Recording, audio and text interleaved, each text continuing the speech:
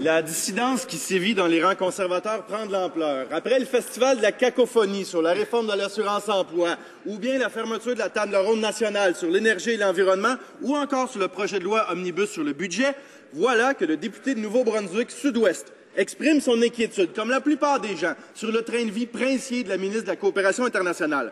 Quand le premier ministre va-t-il commencer à écouter les inquiétudes dans ses propres rangs, au lieu de faire semblant qu'il ne se passe rien alors qu'il est réfugié dans sa tour d'ivoire?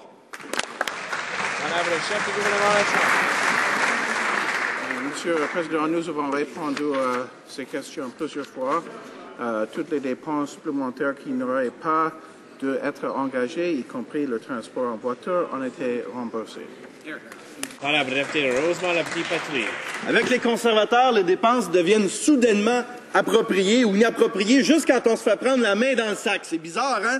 Après autant de scandales et de controverses, la ministre demeure malgré tout chargée d'administrer l'aide aux pays les plus pauvres de la planète. Absolument fascinant.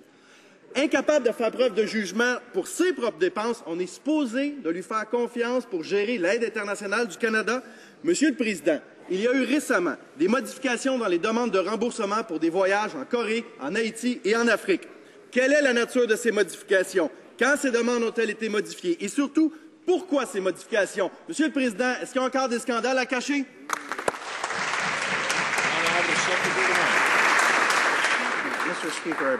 Monsieur le Président, je crois que nous avons déjà répondu à ces questions à maintes reprises ici à la Chambre.